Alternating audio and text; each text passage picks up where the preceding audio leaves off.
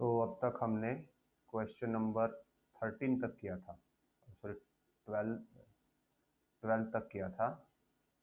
अब हम आगे करने जा रहे हैं, क्वेश्चन नंबर 13 से हम स्टार्ट करेंगे और जो रिमेनिंग के क्वेश्चन हैं उनको इस वीडियो में कवर करने की कोशिश करेंगे।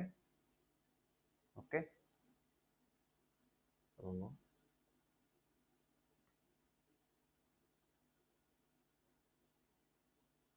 तो question number 13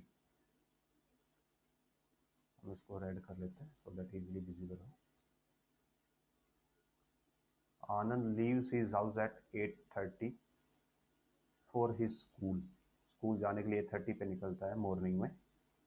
school is 2 kilometre away and class start at 9 AM। स्कूल 2 किलोमीटर दूर है और क्लास 9 AM पे स्टार्ट होती है और उसकी स्पीड है 3 kilometre per hour for the first kilometre. पहले किलोमीटर के लिए इतनी स्पीड है। What speed he should walk second kilometre to reach just in time. So suppose ये उसका होम है, ठीक है, और ये स्कूल है। दोनों के बीच का गैप कितना है? 2 किलोमीटर। ओके, इतना बेसिक कवर हो गया। अब वो यहाँ पे स्टार्ट करता है मूविंग 8:30 AM पे और उसको पहुंचना है 9 AM पे। मीन्स उसके पास कितना टाइम है यहाँ से यहाँ जाने के लिए? 30 मिनट्स। उसके पास 30 मिनट है। अब आगे गिवन है कि he walks at a speed of 3 kilometre hour for the first kilometre. For first kilometre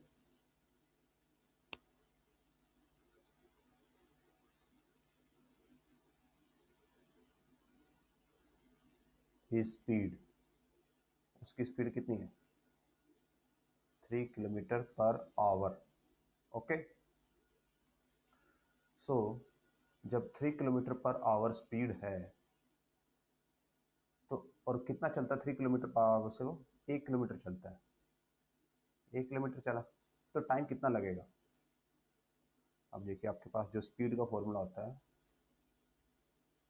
speed का फॉर्मूला होता है distance upon time.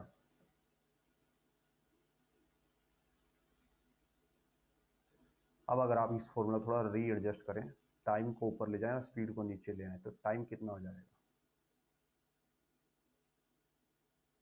Distance upon speed. Okay, सो जो टाइम लगा उसको पहला किलोमीटर चलने में, उसको हम बोल देते हैं T1। Time for first kilometre. Distance first kilometre का फर्स्ट किलोमीटर ही है और स्पीड कितनी है? 3 किलोमीटर पर आवर। अभी क्या है, आप इसको दो तरीके से कैलकुलेट कर सकते हो।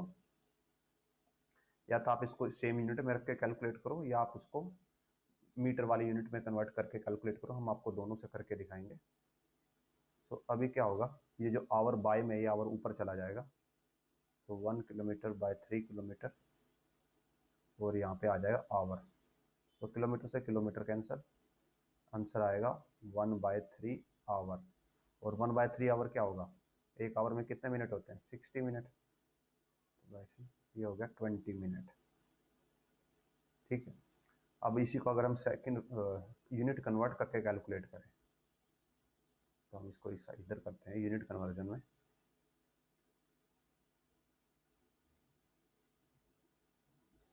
सो T1 हो जाएगा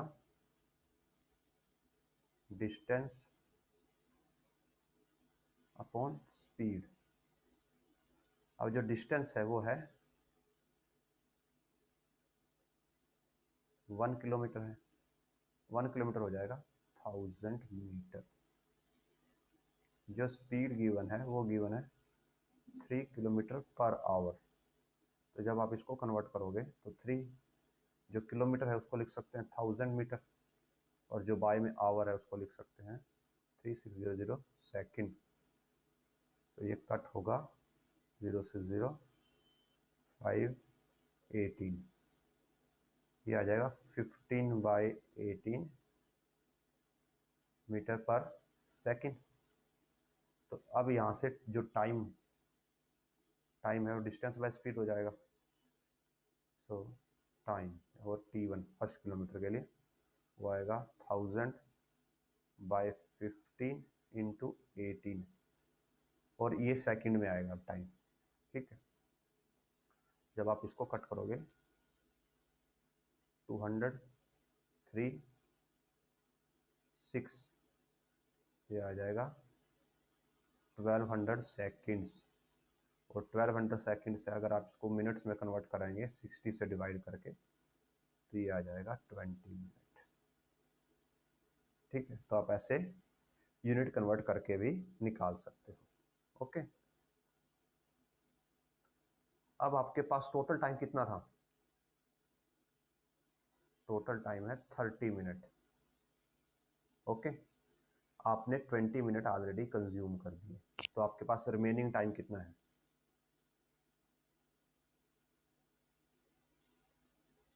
जो रिमेनिंग टाइम है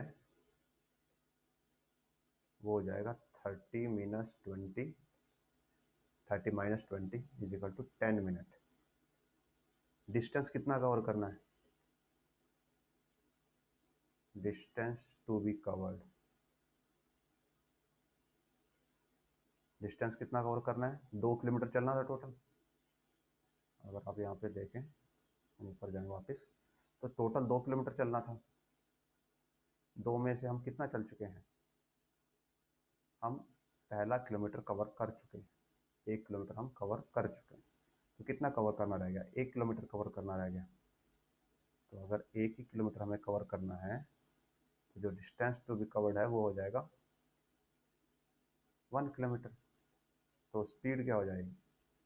स्पीड होती है distance by time, distance by time.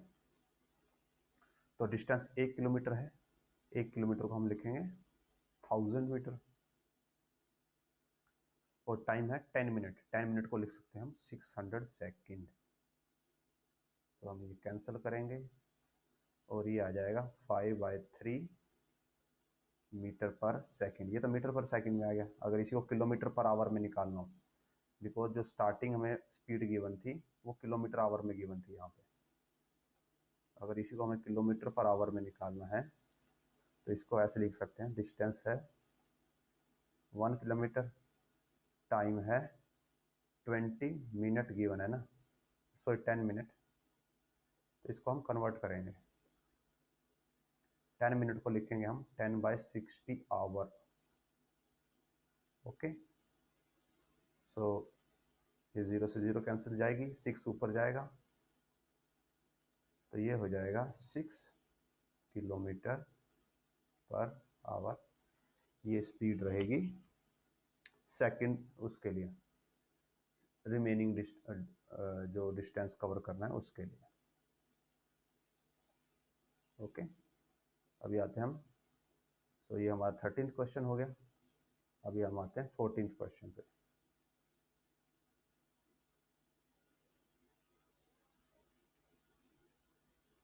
Fourteen question में बोला गया है object of mass 1 kg। So mass given है स्टार्टिंग में, हम 14th कर रहे हैं।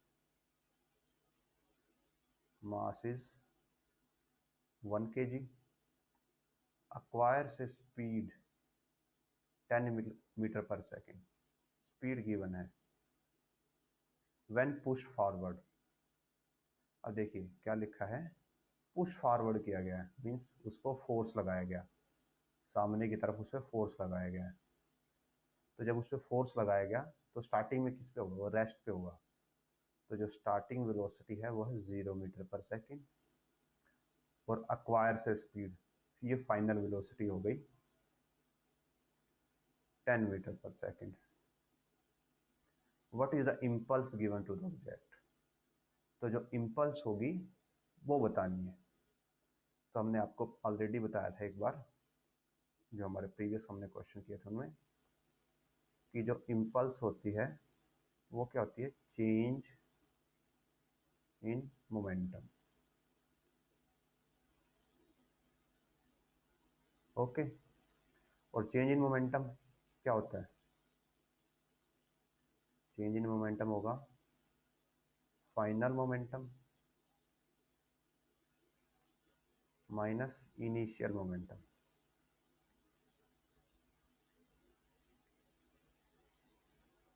ओके, अब मोमेंटम का फॉर्मूला क्या होता है, मोमेंटम का सिंबल होता है पी, फॉर्मूला होता है मास इनटू वेलोसिटी। तो हम इन दोनों टर्म्स को कैलकुलेट करते हैं, इनिशियल और फाइनल मोमेंटम को। तो पहले फाइनल,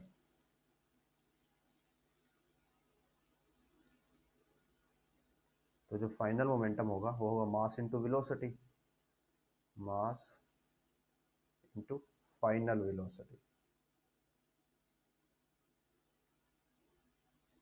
मास कितना है 1 kg, फाइनल वेलोसिटी कितनी है 10 मीटर पर सेकेंड।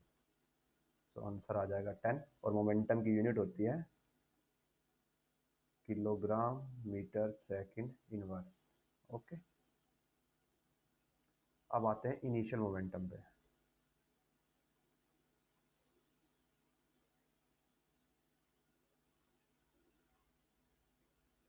तो इनिशियल मोमेंटम क्या होगा, मास इनटू इनिशियल वेलोसिटी।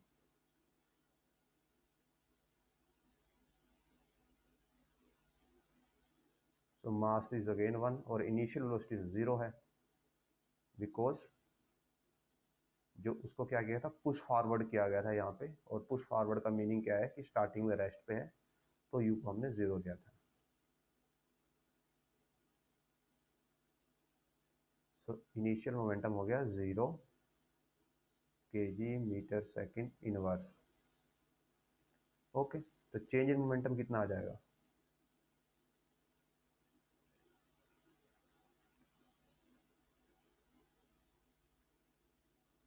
तो चेंज इन मोमेंटम आ जाएगा फाइनल माइनस इनिशियल। तो फाइनल है 10, इनिशियल है 0, तो ये आ जाएगा 10 kg मीटर पर सेकंड इनवर्स, और यही होगा हमारा इम्पल्स।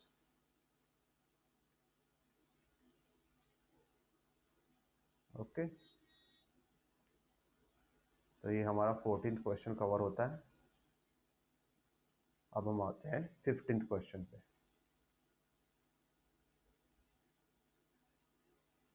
15th क्वेश्चन के लिए जो स्टेटमेंट है, हम स्टेटमेंट पढ़ते हैं।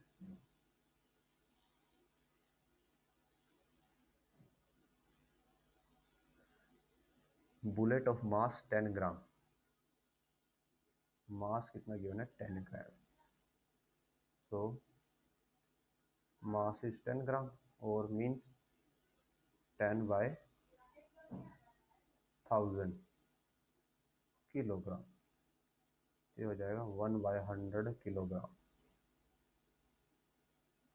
Fired with initial velocity of 20 metre per second.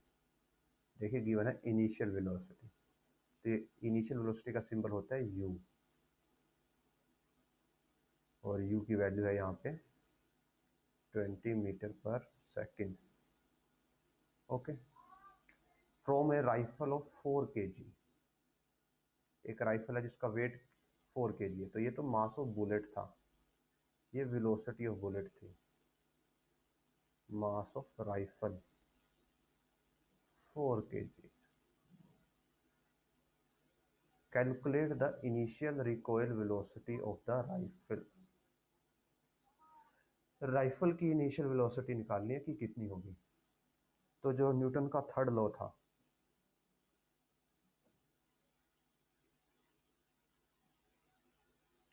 Newton's third law, उसमें क्या था, for every action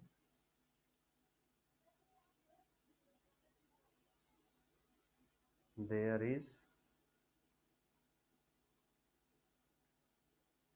equal and opposite reaction. Okay, और हमने इसी के रिगार्डिंग फिर आपको रूल पढ़ाया था, क्या था? Law of conservation of momentum. Conservation of momentum means, इसका मीनिंग क्या था? Momentum after event equal to momentum before event. Okay,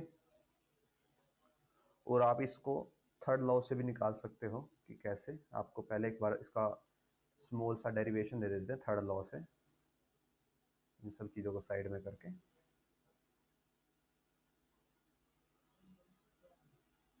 third law में क्या होता है? एक्शन इक्वल टू रिएक्शन होता है,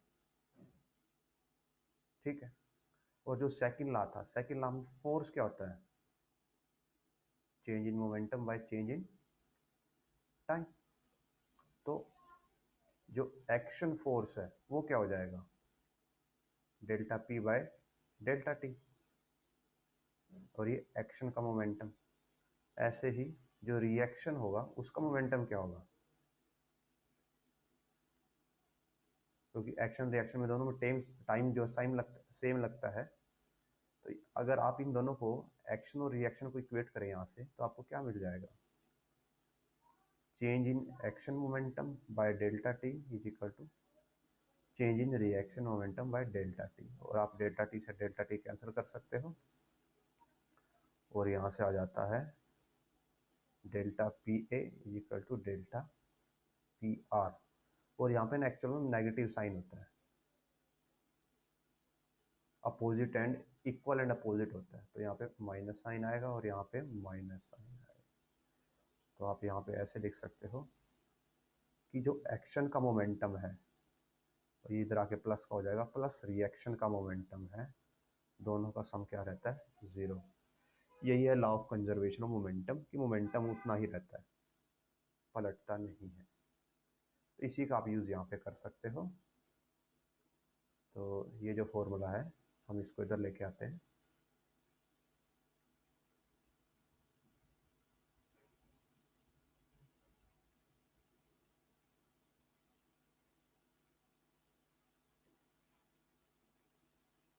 फॉर्मूला के अकॉर्डिंग एक्शन का मोमेंटम प्लस रिएक्शन का मोमेंटम का सम जीरो होगा। अब एक्शन का मोमेंटम क्या है? ये है किसका मोमेंटम? एक्शन किस पे हुआ? बुलेट पे। और रिएक्शन किस पे आया? पिस्टल पे। बुलेट पे क्या एक्शन हुआ कि बुलेट फायर हुई, और पिस्टल पे क्या रिएक्शन हुआ कि जब बुलेट फायर हुई तो उसने पिस्टल पे एक बैकवर्ड फोर्स लगाया, न्यूटन थर्ड लॉ के अकॉर्डिंग। ठीक है, तो हमें बुलेट का मोमेंटम निकालना है, पिस्टल का मोमेंटम निकालना, दोनों का सम जीरो कर देना। ओके, सो बुलेट का मोमेंटम क्या होगा? Sorry, mass of bullet. Bullet का momentum mass of bullet into velocity of bullet. अब मास ऑफ बुलेट कितना है? 1/100। और वेलोसिटी ऑफ बुलेट कितना है? 20। तो इन वैल्यूज को हम यहाँ पे पुट करते हैं, तो ये आ जाता है 20/100।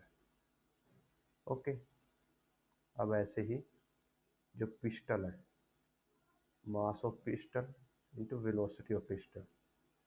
पिस्टल का मास कितना है? 4 kg। ये रहा, ठीक है। तो ये है 4 इंटू वेलोसिटी हमें पता नहीं, तो ये हो गया 4 VB। ओके, अब इस फॉर्मूला में पुट कर देते हैं दोनों वैल्यूज को। बुलेट का मोमेंटम है 20/100 प्लस ये पिस्टन का मोमेंटम 4v इक्वल्स टू 0। तो यहाँ से आ जाएगा 4v इक्वल्स टू -20/100 और जो vb की वैल्यू आ जाएगी -20/4 इंटू 100 5 -1/20 मीटर पर सेकेंड। तो यहाँ पे आप देखिए जो वैल्यू है वो बहुत कम है, वो साथ में नेगेटिव है। नेगेटिव का मीनिंग होगा कि अगर पिस्टन जो बुलेट है वो इस डायरेक्शन में गई तो पिस्टन इस डायरेक्शन में आएगी, और वैल्यू बहुत कम है तो मीन्स बहुत ही स्मॉल मूवमेंट होगा पिस्टन में। तो ये हो गया हमारा ये वाला क्वेश्चन, 15th क्वेश्चन। अब हम करते हैं 16th।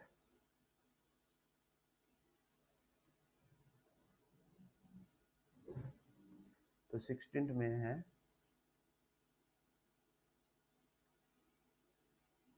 which would require a greater force accelerating a 2 kg mass at 5 meter per second square or 6 kg mass at 6 kg मास को 2 मीटर पर सेकंड स्क्वायर का एक्सेलरेशन देना है और 2 kg मास को 5 मीटर पर सेकंड स्क्वायर का एक्सेलरेशन देना है। तो ये क्वेश्चन नंबर 16 है। मास 1 है 2 kg, एक्सेलरेशन 1 है 5 मीटर पर सेकंड स्क्वायर, मास 2 है 6 kg, एक्सेलरेशन 2 है 2 मीटर पर सेकंड स्क्वायर। सो फोर्स का फॉर्मूला क्या होता है? जो फोर्स होता है, force is simply mass times acceleration. So जो फोर्स नंबर 1 होगा वो आ जाएगा m1 इंटू a1। m1 है 2, a1 है 5, so comes out to be 10 newton. ऐसे अगर f2 कैलकुलेट किया जाए तो ये आएगा m2 इंटू a2। m2 हो जाएगा 6, a2 हो जाएगा 2, तो ये हो जाएगा 12 न्यूटन। सो ज़्यादा कौन सा है? f2 है ग्रेटर देन f1। सो जो 6 kg मास वाला है इसमें हमें ज़्यादा फोर्स चाहिए होगा एक्सेलरेशन करने के लिए। ओके, तो यहाँ तक 16th क्वेश्चन नंबर 16 तक कवर होते हैं। तो हम नेक्स्ट क्वेश्चंस को देखते हैं।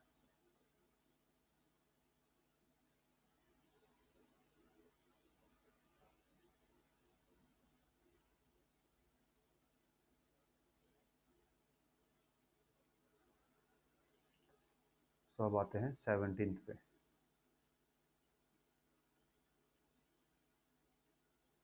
A force of 5 Newton produces an acceleration of 8 on mass m1। So force है 5 न्यूटन, एक्सेलरेशन 8 मीटर पर सेकंड स्क्वायर ऑन m1। ये फोर्स इतना एक्सेलरेशन देता है m1 मास पे, एंड एक्सेलरेशन ऑफ 42 मीटर पर second square on mass m2।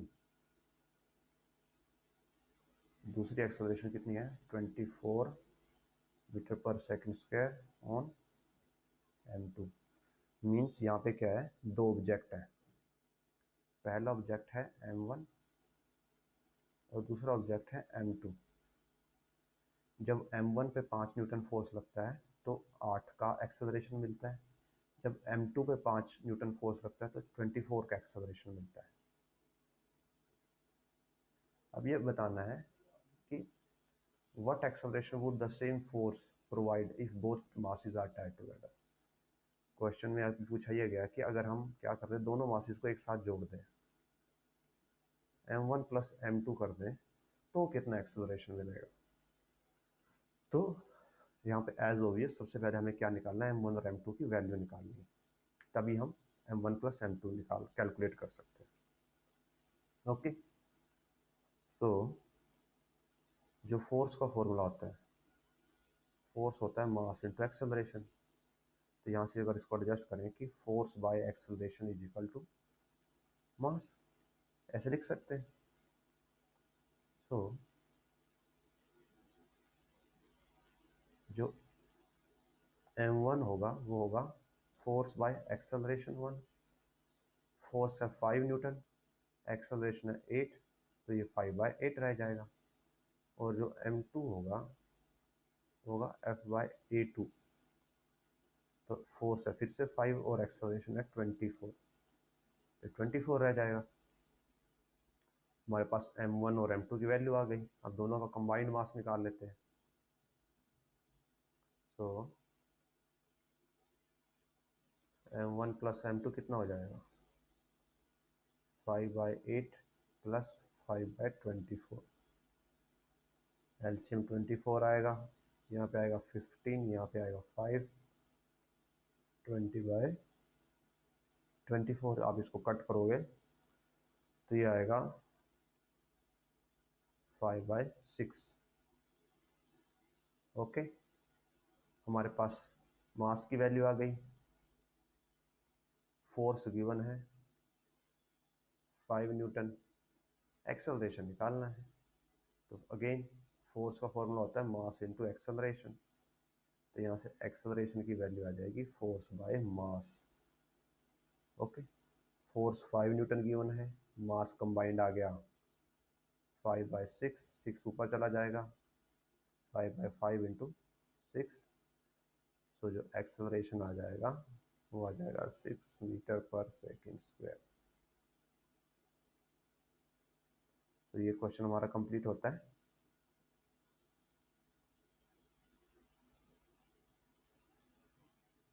अब आते हैं हम 18th क्वेश्चन पे।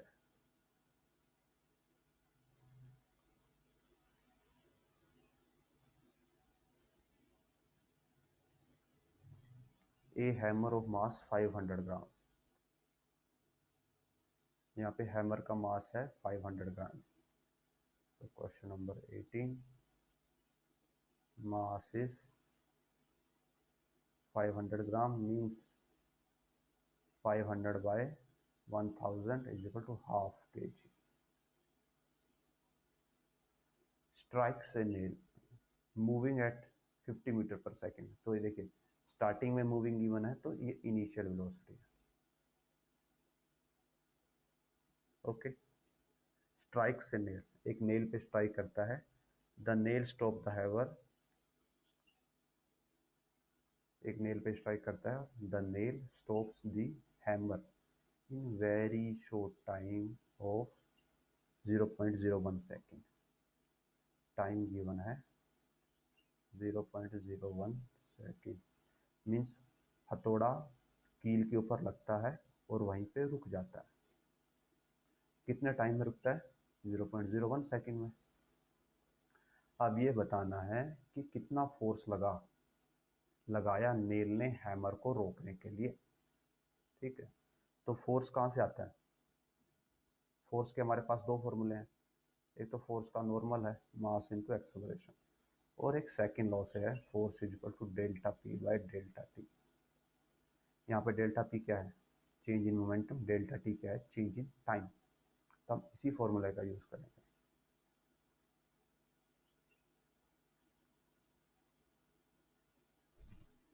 हम क्या करते हैं, इस फॉर्मूले का यूज करते हैं और चेंज इन मोमेंटम निकालते हैं। चेंज इन मोमेंटम किसका निकाल रहे हैं हम, हैमर का। ठीक है, और हैमर इतने टाइम के बाद रुक गया था, तो फाइनल वेलोसिटी क्या हो जाती है उसकी, 0 मीटर पर सेकेंड। तो चेंज इन मोमेंटम हैमर का क्या होगा, ये आएगा final momentum minus initial momentum.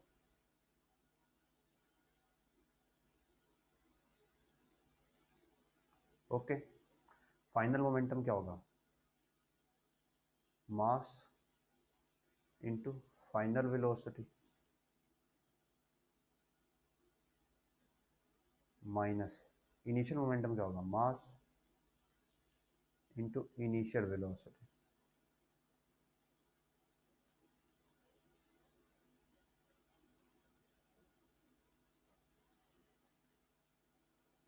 Hammer का मास कितना है?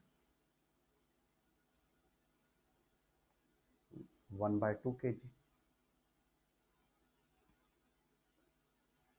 तो 1/2, फाइनल वेलोसिटी 0 है, माइनस हाफ, और initial velocity 50 metre per second है।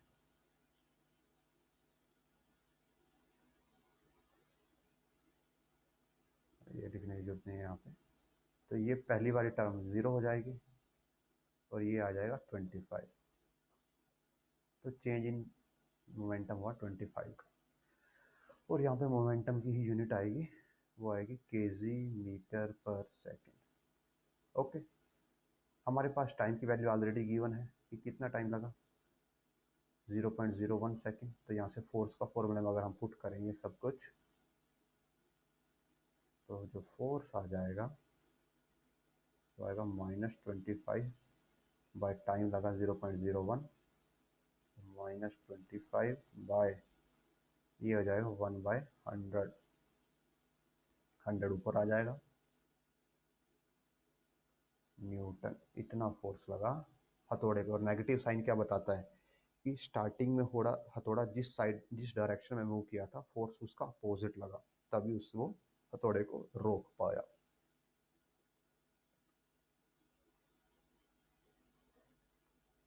अभी हम नेक्स्ट क्वेश्चन पे आते हैं, 19th पे।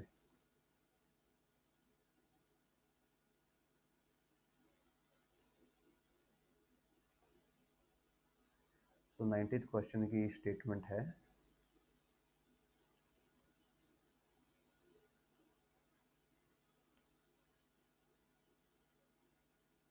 N 8000 kg engine pulls a train of 5 wagons। So engine का वेट कितना है? ये क्वेश्चन नंबर है 19। Mass of engine 8000 kg। Total wagon कितने हैं?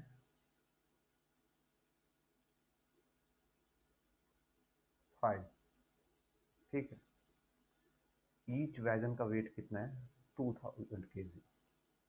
तो मास ऑफ वैगन है 2000 kg, और ऐसे हमारे पास कितने हैं? 5 है। तो टोटल वेट कितना हो जाएगा वैगन का?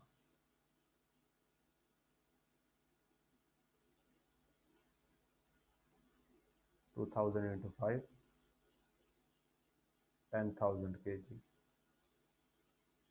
ठीक है, हॉरिजॉन्टली मूव कर रहे हैं।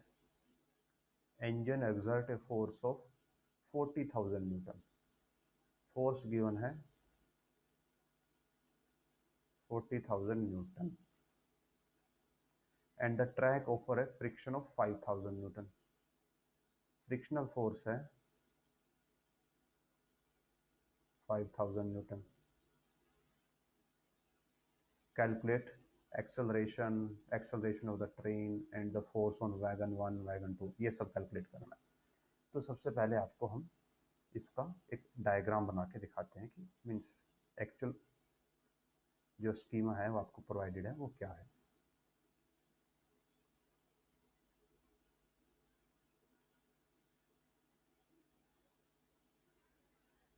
सपोज कीजिए ये रोड है, ठीक है,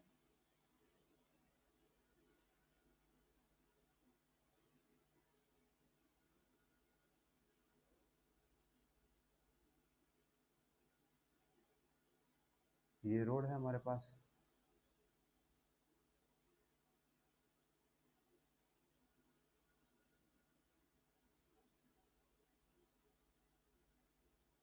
ये है इंजन, ठीक है, इसका वेट है 8000 kg, और ये सामने की तरफ फोर्स लगा रहा है, हम इस डायरेक्शन में मूव कर रहे हैं, कितना, 40,000 न्यूटन। ये ट्रेन का इंजन हो गया। ओके, अब छोटे छोटे 5 डिब्बे हैं। ये डिब्बा नंबर 1 है, ये डिब्बा नंबर 2, ये 3, 4, 5। ओके, और ये सभी ऐसे कनेक्टेड है।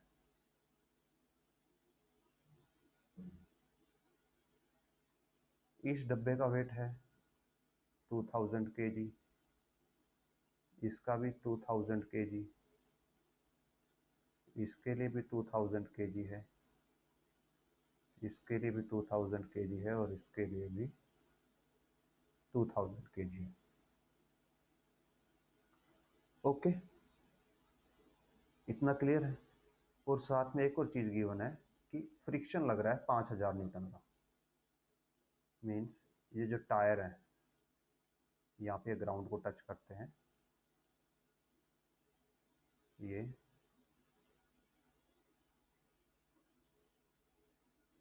तो जो ये फ्रिक्शन फोर्स है वो है 5000 न्यूटन का।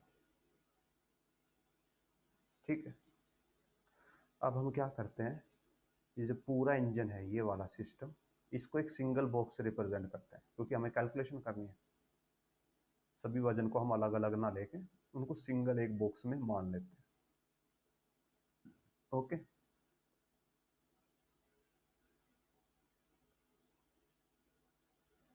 तो ये रोड हो गया फिर से।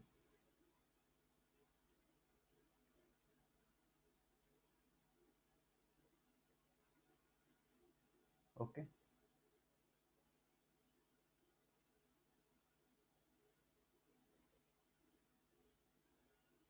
ये हमारी टोटल ट्रेन है और ये टायर है। ठीक है, अब टोटल ट्रेन का वेट कितना है, 8 + 2 + 2 + 2 + 2 + 2, तो ये टोटल इनका हो गया 10 + 8, 18,000। टोटल वेट हो गया 18,000 kg। ओके,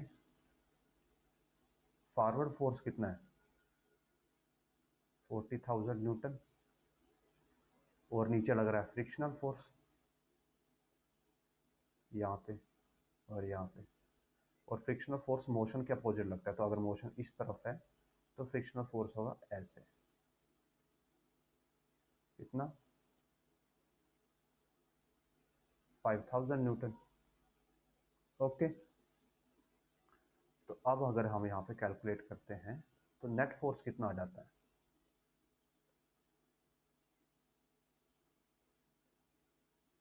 तो जो नेट फोर्स होगा वो आएगा 40,000, जो फॉरवर्ड में लग रहा है इस तरफ लग रहा है, माइनस 5,000 जो बैकवर्ड लग रहा है, ये आ जाएगा 35,000 न्यूटन। ओके, और फोर्स का फॉर्मूला क्या होता है, force is equal to mass time acceleration. तो यहाँ से अगर एक्सेलरेशन निकालने लग जाए हम, तो एक्सेलरेशन हो जाएगी फोर्स बाय मास। तो जो फोर्स है हमारे पास, ये नेट फोर्स की बात हो रही है, तो ये है 35, और टोटल मास है हमारे पास 18,000, तो ये आ जाएगा 35/18 metre per second square, approximately 1.99 metre per second square. तो ये आ जाएगा acceleration.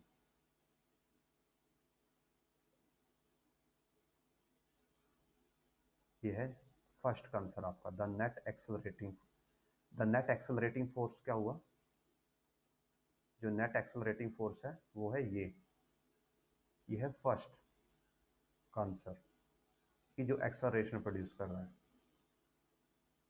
Second part, the acceleration of the train, जो ट्रेन का एक्सेलरेशन है वो है ये 1.99, तो ये हो गया एक आंसर। और ये हो गया बी का आंसर। अब है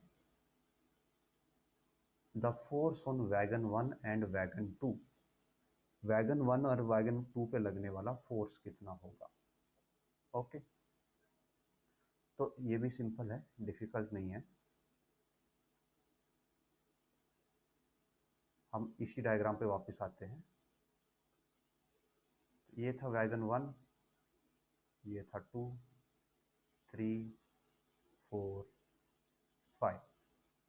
अब देखिए जब वैगन 1 आगे जा रहा है तो उसके पीछे कौन कौन है, 2, 3, 4, 5। मीन्स उसको अपना वजन तो साथ में लेके जाना ही है, और साथ में 2, 3, 4, 5 का भी वजन साथ में लेके जाना है। ठीक है, तो जो वैगन 1 है इसको कितना वजन तो साथ लेके जाना है, 10,000 kg, क्योंकि उसको 2,000 तो अपना लेके जाना है और ये जो पीछे 4 रह गए इनको भी लेके जाना है, तो उसको टोटल 10,000 वजन को खींचना है। जो दो वैगन 2 है इसको कितना वजन खींचना है, 2,000 अपना खींचना है और पीछे के जो 3 रह गए वो खींचना है, तो इसको खींचना है 8,000 kg। ओके, सो हमें फोर्स निकालना है वैगन 1 एंड वैगन 2 पे। तो हम ऐसे लिख सकते हैं, total mass attached to wagon 1। Wagon 1 पे मास अटैच है 10,000 kg। अब एक्सेलरेशन है पूरी ट्रेन का हम निकाल चुके हैं और वो सबके लिए सेम ही रहेगा। एक्सेलरेशन कितना है, 1.99 मीटर सेकंड स्क्वायर। तो फोर्स क्या हो जाता है, मास टाइम एक्सेलरेशन, तो 10,000 इंटू 1.99, तो ये आ जाएगा 19900 न्यूटन अप्रोक्सीमेटली। ओके, बिकॉज ये कैलकुलेशन हमने अप्रोक्सीमेट की थी। ऐसे ही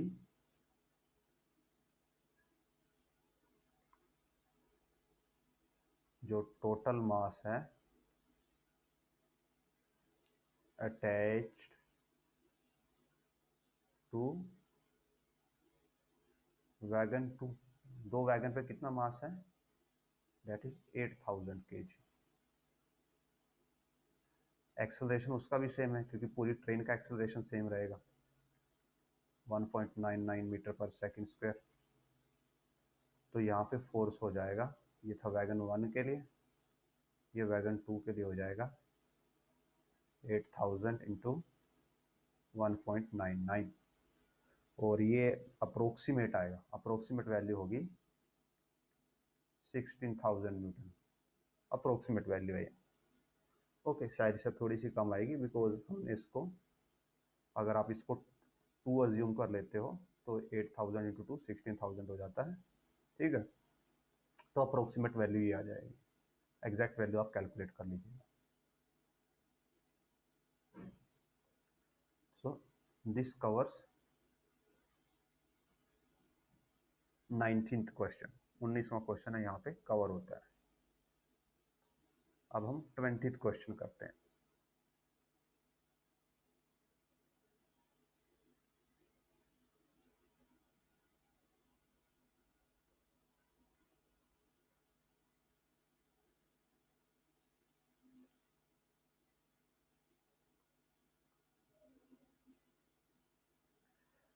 तो 20th क्वेश्चन में बोला गया है, ए बुलेट ऑफ 10 ग्राम स्ट्राइक से sand bag. Mass of bullet कितना है, 10 ग्राम, तो आंसर आ जाएगा 10/1000 kg और 1/100 kg। Okay, at a speed of 103 metre per second. अब देखिए स्टार्टिंग वेलोसिटी गिवन है क्योंकि वो स्पीड से चल रही है। Gets embedded after travelling 5 centimetre.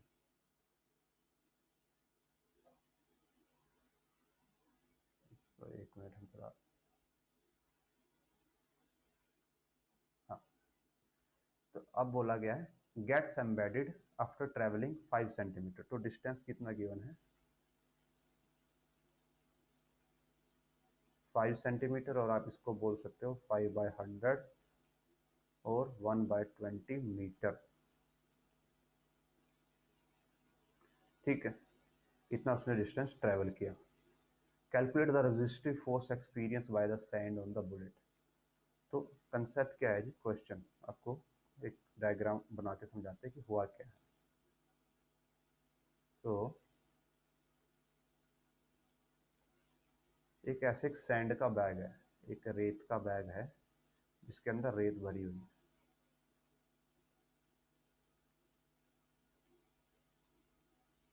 ठीक है, यहां से एक बुलेट आती है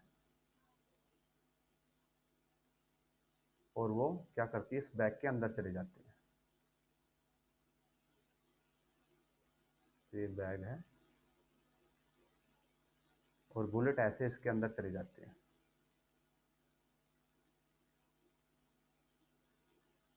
ठीक है, और जो वो डिस्टेंस ट्रेवल करती है वो है 5 सेंटीमीटर। और इसके अंदर जाके बुलेट रुक जाएगी ऑफ कोर्स। तो जब बुलेट इसके अंदर जाके रुकी है तो आप ये बोल सकते हो कि एक टाइप से बुलेट के ऊपर ब्रेक लगे हैं, जिसकी वजह से उसकी वेलोसिटी कम होती गई और वो 5 सेंटीमीटर डिस्टेंस कवर करने के बाद रुक गई। ओके, तो जब ब्रेक लगते हैं, हमें पता है जब भी ब्रेक लगते हैं तो ब्रेक के केस में क्या होता है, ब्रेक के केस में होता है नेगेटिव एक्सेलरेशन, और उसको हम क्या बोलते हैं, रिटार्डेशन। ठीक है, तो अगर हमें एक नेगेटिव एक्सेलरेशन की वैल्यू मिल जाए तो उससे हम क्या निकाल सकते हैं, फोर्स। क्योंकि फोर्स क्या होता है, मास इंटू एक्सेलरेशन। बुलेट का मास हमें गिवन है 1/100 kg, और हमें ये नेगेटिव एक्सेलरेशन मिल जाए तो हम क्या निकाल सकते हैं, जो फोर्स लगा बुलेट के ऊपर रोकने के लिए, ब्रेकिंग फोर्स। ठीक है, तो अब हमें क्या निकालना है, पहले एक्सेलरेशन निकालना है। ओके, इतना कवर्ड है। अब देखिए, जो हमारे पास इक्वेशन ऑफ मोशन होती हैं उनको सोल्व करने के लिए हमारे पास कितने वेरिएबल चाहिए होते हैं, हमेशा मिनिमम 3 वेरिएबल चाहिए होते हैं, तभी उनको सोल्व कर पाते हैं। तो हमारे पास देखिए, u की वैल्यू अवेलेबल है, s की वैल्यू अवेलेबल है, एक और हमें चाहिए। एक और वैल्यू यहीं पे छुपी हुई है, कहाँ पे, कि जब ये बुलेट 5 सेंटीमीटर ट्रेवल कर लेती है तो रुक जाती है। रुकने का मतलब क्या हो गया, फाइनल वेलोसिटी क्या हो गई, 0। सो जो फाइनल वेलोसिटी है बुलेट की, यानी कि v, वो हो गई 0 मीटर पर सेकेंड। ओके, तो हमारे पास 3 वेरिएबल हो गए। अब हम ये इक्वेशन यूज करते हैं थर्ड वाले, v square minus u square is equal to 2as। v की value 0, 0 square minus u square 103 square is equal to twice acceleration हमें कैलकुलेट करेंगे हम, एंड डिस्टेंस है 1/20, तो ये आ जाएगा 10। सो 0, ये 0 minus 103 multiply 103 is equal to a/10। और यहाँ से जो a की वैल्यू आएगी वो आएगी 103 स्क्वायर मल्टीप्लाई 10 और नेगेटिव साइन। ठीक है, यहाँ पे हमने इसको मल्टीप्लाई इसलिए नहीं किया क्योंकि लंबा कैलकुलेशन है, हम इसको बाद में कैलकुलेट करेंगे। हमने एज इट इज ले दिया, एक ये 10 ऊपर चला गया और 103 का स्क्वायर एज इट इज रह गया। तो ये एक्सेलरेशन आ गया। अब फोर्स कितना हो जाएगा, यहाँ से फोर्स होता है मास इंटू एक्सेलरेशन। मास है 1/100 kg। यहाँ पे अगर आप देखें, मास है 1/100 kg। सो मास की वैल्यू हमने पुट की, एक्सेलरेशन की वैल्यू है 10 इंटू, ये माइनस का साइन भी है साथ में, 103 का स्क्वायर। तो अब हम यहाँ इसको कैलकुलेट करते हैं, अगर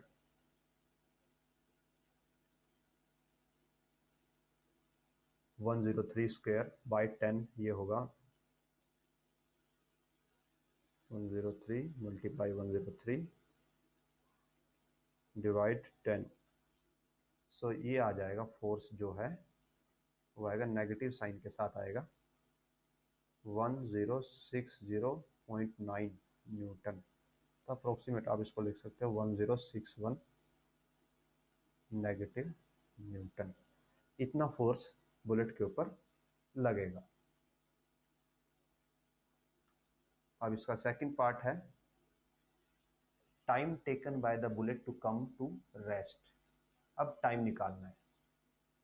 ओके, सो टाइम निकालने के लिए हम फिर से वही इक्वेशन यूज कर सकते हैं जो फर्स्ट वाली है हमारे पास। वो होती है v is equal to u plus a t. Okay, so v is equal to u plus a t. v हमारी फाइनल वेलोसिटी है तो उसकी वैल्यू है 0। u स्टार्टिंग वेलोसिटी है उसकी वैल्यू 103 प्लस एक्सेलरेशन, एक्सेलरेशन था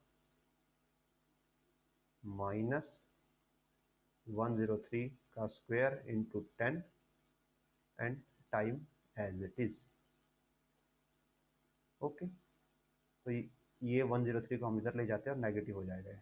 माइनस 103 इक्वल टू माइनस 103 का square into 10 into T. So minus से माइनस कैंसिल हो जाएगा और 103 से ये स्क्वायर कैंसिल हो जाएगा। तो टाइम की वैल्यू आ जाएगी 1/1030 सेकेंड। तो ये आ जाएगा हमारा टाइम। अब हम नेक्स्ट क्वेश्चन पे बढ़ते हैं जो कि है हमारे मीन्स क्वेश्चन नंबर 20 तक हमने कवर कर लिए हैं। इसके बाद के क्वेश्चंस हम नेक्स्ट वीडियो में कवर करेंगे। अगर इस वीडियो से आपको कुछ वैल्यू मिली हो या इसने आपकी अंडरस्टैंडिंग में कुछ डेवलपमेंट की हो तो please like share and subscribe. Thank you.